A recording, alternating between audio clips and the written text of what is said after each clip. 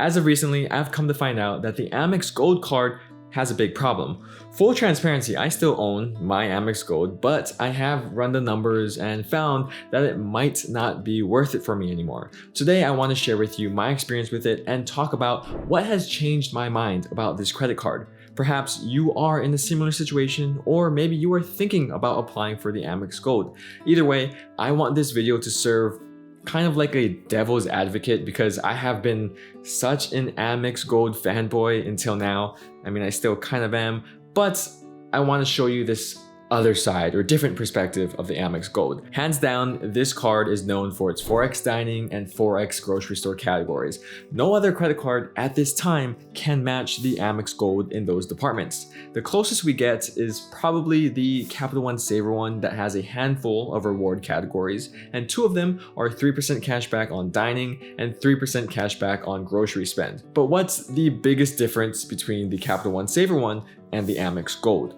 One is from Capital One, the other is from Amex, yes. One earns cash back and the other earns points.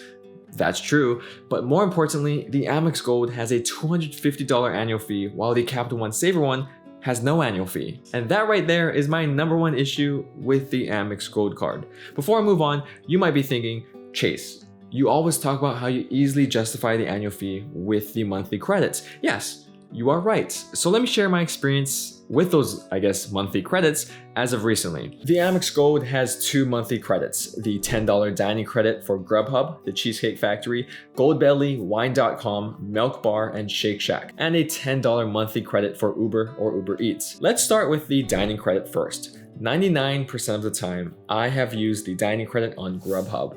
I believe I've only used this credit for the Cheesecake Factory like twice, and for Shake Shack once. And for the 3 years that I have had this card, the rest of the dining credits went to Grubhub. However, when you use this credits on Grubhub, you have to deal with a small problem. You're gonna have to pay more for the food that you order because you are now going through a third-party service to get that same food, which makes that $10 credit not really worth the full $10. And these are actually the same problems with the $10 monthly credit for Uber Eats, so I'll combine my rants on them now. I know you've probably heard of this before, but let's take a look at the numbers because it could be a huge difference depending on how you choose to use those credits. Starting with the worst and most dramatic example, Chick-fil-A. If I wanted a spicy chicken sandwich meal, here's how much I'll be paying if I were to go through Grubhub, Uber Eats, or drive directly to a Chick-fil-A and get it myself. Through Grubhub, I'll be paying $21.59 without tip because for some reason Grubhub doesn't have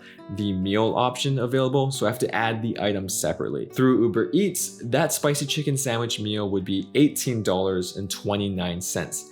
Keep in mind that for both of these prices, I have Grubhub Plus and Uber One, so if you don't have those memberships, then you're actually going to be paying a little bit more than what I just showed you. And the third option, if I were to go to Chick-fil-A myself and pick it up, my total would be $12.19. And I say this is the most dramatic example because for some reason, Uber Eats and Grubhub do not have the pickup option for Chick-fil-A, so I'm paying a delivery fee, whereas the Chick-fil-A option is pickup, so there is no inflated delivery fee price that I have to pay. So yes, this is comparing apples to oranges because it's not exactly the same. Which, by the way, like this video if you're also a big fan of Chick-fil-A. Let's pivot our focus to something more comparable. Consider, for instance, selecting the pickup option through Grubhub and Uber Eats. Here's a breakdown of the pricing structure at another fast food franchise, Panda Express, through Grubhub for a plate of fried rice, grilled teriyaki chicken, and orange chicken. I'll be looking to pay $14.40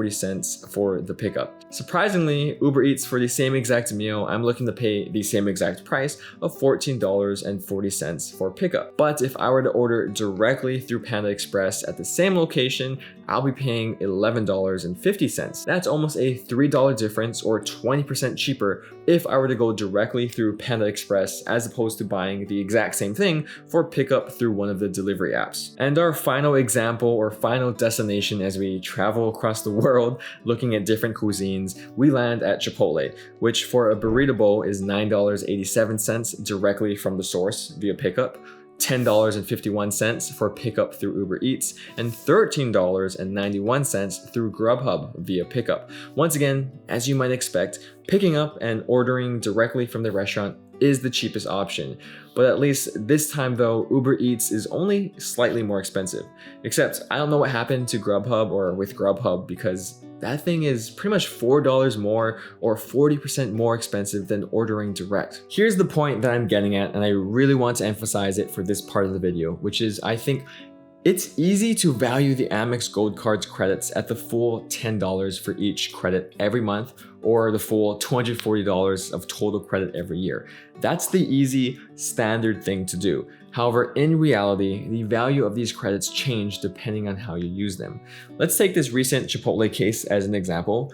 If I wanted Chipotle and were to pay straight cash for it, I would pay $9.87. However, if I wanted the same exact meal, but I wanted to use the $10 Grubhub dining credit from the Amex Gold Card, I'll be looking to pay $13.91, which after the dining credit is credited to my account, I would have paid a total of $3.91. So with one option, I would pay $9.87, and the Grubhub Amex Gold option, I would pay $3.91 for a total savings of $5.96. That means in this case, the $10 dining credit really gave me $5.96 worth of value. Although if I were to get the same meal but with Uber Eats and using the $10 monthly Uber credit, I would get closer to that total $10 worth of full value from the Amex Gold. With this option, I would pay $10.51 from Uber Eats, minus the $10 credit for a total of 51 cents for my Chipotle burrito bowl. That is a total savings of $9.36 compared to paying for that meal with straight cash directly through Chipotle. Either way, if you're going to use these monthly credits naturally, you will be saving money by using the credit from this credit card. And because of that, that $250 annual fee does become more appetizing or manageable, I guess. However, I believe you will never really be truly earning or receiving the full $10 of value for each credit because of the elevated prices when using these apps for food. So I know I always say that you'll receive $240 of credit every year from this credit card. That's what it says on paper. And I hate to be Captain Obvious, but that's not reality. If we're being really technical, the only way to receive the full $10 of value is if you use your Uber credits specifically for Uber rides. That's because you can't really get Uber rides anywhere else except through Uber. On my past videos and future videos, I will continue to say credits like these are worth the full value because it varies case by case. It's hard to say or put an exact value on how much these credits are really worth because it depends on the person and how you use them. This is just a heads up or PSA to take valuations like these with a grain of salt. You then couple this with the fact that I have to remember or remind myself to use these credits every month. Once again, I have this card for 3 years, so I've been doing this like 36 times, I guess 72 times for both credits in total. Did I do that math right? 12, 20, yeah, 72 times total. It gets tiring, right? Especially since I have all these other, like a dozen other credit cards and a handful of them. I have credits to worry about on those as well. Kind of like a first world problem, I guess, to complain about these kinds of things. It does wear you down sometimes, or some months I just get overwhelmed. The next problem with the Amex Gold Card, which actually I lied, this is the bigger problem than the credits and dealing with it, is that for my current lifestyle, the reward multipliers aren't really working out for me. Now let me explain. As I mentioned earlier, the 4x on dining and 4x on groceries is one of, if not the best you're gonna get on a credit card right now. So how in the world am I going to complain about the reward multipliers?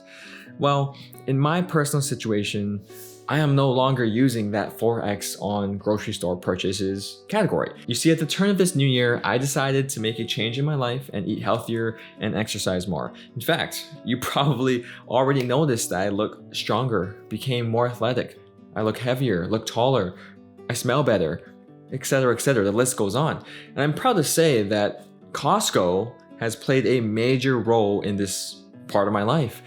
This is not an ad, hashtag not an ad. These past few months, I have exclusively been shopping at Costco because I could get healthy food in bulk and for cheap. I mean, just take a look at my fridge. Okay, bear with me. I haven't been to Costco in like 2 weeks, so this is all I have. But this shelf is mine right here. And that's it, my breakfast, lunch, and dinner. This new lifestyle change has been great for my body, it's been great for my bank account, but has not been great for my Amex Gold Card, right? Simply put, Costco doesn't accept American Express credit cards. So instead of earning 4x back on groceries, like I normally would have, I have to charge it on my Chase Inc. Business Unlimited or Chase Freedom Unlimited card and earn 1.5x back instead. Therefore, my $250 to $325 monthly grocery spend is not getting put on my gold card anymore. And on top of that, since I have so much food at home, I'm not eating out as much as I used to. And that includes ordering or taking out Uber Eats or Grubhub. Therefore, I'm not utilizing the monthly credits. Well, I guess I am, but it's more like pulling teeth nowadays. And I'm not utilizing the 4x on dining as much as I was before either. Of course, this is a me problem. So if you're spending X amount on groceries and X amount on dining every month on your Amex Gold Card and you're using the monthly credits, then you should have no problem justifying the annual fee on the Amex Gold. This is a great card for you. I wanted to share my experience with you and how my thoughts have changed around this credit card because my lifestyle has changed. Just remember that your lifestyle should depict which credit card to get and which credit cards you use, and not the other way around. With that said, I do have a credit card in mind that I plan on applying for in the near future, perhaps, to replace the Amex Gold Card, or at least complement it. That card is the Capital One Saver One. Among other things, the Capital One Saver One will give me a sign-up bonus, 3% back on dining, 3% back on groceries, which is high enough for a no annual fee credit card, and Uber One. Sure, I won't be able to use it at Costco since it's a MasterCard and Costco only takes Visa, but at least I don't have to worry about using those credits or worry about using the card to get enough points to help justify an annual fee, like how I have to do on the Amex Gold. The one concern I have with using the Saver One more often than the Amex Gold is that I want to use my Capital One points for travel, which means I'll need a travel credit card from Capital One to go along with my Saver One. And even with the ability to transfer my points to a partner, I still prefer Amex travel partners over Capital One's travel partners. Basically, I was doing some self-reflection and looking back at my spending habits, lifestyle changes, etc., running the numbers, and I found that the Amex Gold Card may not be as worth it as it was for me for the past 3 or I guess 2.5 years that I've owned this card. Yes, it still is justified. If we're being technical, I still break even or even get positive results or positive value from this credit card, but it's just not as much as it was before. It's kind of teetering towards that break even point, which makes me kind of question its usefulness and effectiveness in my wallet. What are your thoughts on this credit card, on the Amex Gold? Have you been able to use the monthly credits easily, and are you able to justify the annual fee with no problem? Or are you someone that wants a more simple setup and not have to worry about monthly credits or an annual fee? Let me make it clear that I still stand by the Amex Gold. I am not a hater of this credit card, and I understand that, oh, if it's not working out for me, I could just cancel it, whatever. But I do believe you have to live a specific lifestyle, more specific than any other grocery or dining credit card, to make this card, the Amex Gold, worth it. And unfortunately, right now, I'm going through those changes right now and debating if it fits my lifestyle. Other than that, thank you guys so much for watching, and I hope you have a great rest of your week.